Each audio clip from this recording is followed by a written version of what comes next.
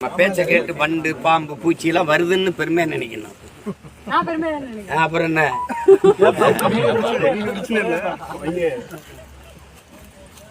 மாடுகளுக்கு மாநாடு போட்டோம்.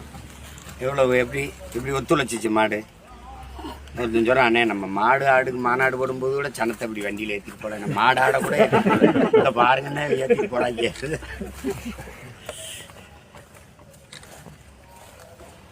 இடம் எங்கே போடுறது இல்லை, இதுக்கு நேர கீழே இப்படி பாருங்க. இந்த இடத்துல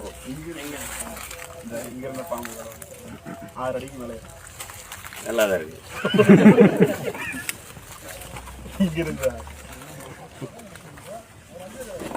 ஐயா இருக்காரு, பிடிச்சி பிடிச்சி விளையாட வேண்டியது என்னங்கய்யா.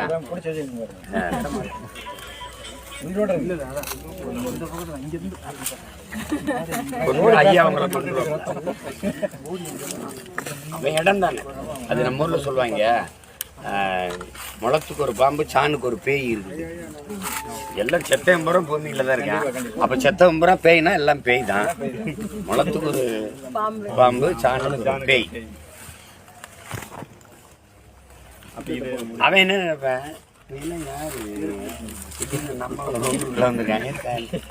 என்னையா பண்ண போறாங்க, அவன் டிஸ்கஷன் டீப் டிஸ்கஷன்ல இருப்பாங்க. பாப்பா எனக்கு ரொம்ப பண்ண போட்டு விட்டுருவோம். இப்ப நம்ம என்ன பண்றான்னு பாப்போம். பேசாம போயிட்டாங்கன்னா விடுவான், இல்லைன்னா போட்டு தள்ளி விட்டுருவோம். ஒன் டு ஒன் பேட்டி கேட்டானா போட்டுருவோம்.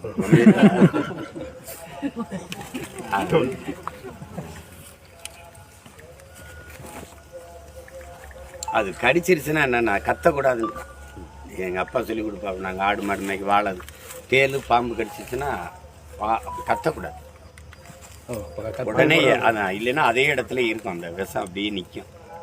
நீங்கள் வேணால் சோதிச்சு பாருங்கள். அப்படி உடனே தண்ணிக்குள்ள வண்டி விட்டீங்கன்னா அங்கேயே இருக்கும், ஏறாது.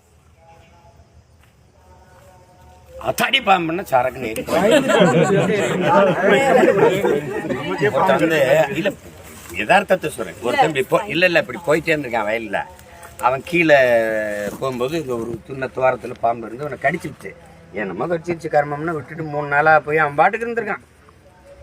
திருப்பி அடுத்து 3 நாள் கழிச்சு அந்த இடத்துல போகும்போது அந்த பொத்துல பாம்பு அப்படி நின்று இருந்திருக்கு. அத்தாடி அன்னைக்கு நம்மளை பாம்பளோடா கடிச்சிருக்கு நான் பாருங்க, சத்துன்னு சொல்லி சரக்கு ஏறிடுச்சு. அதுதான் பிரச்சனை.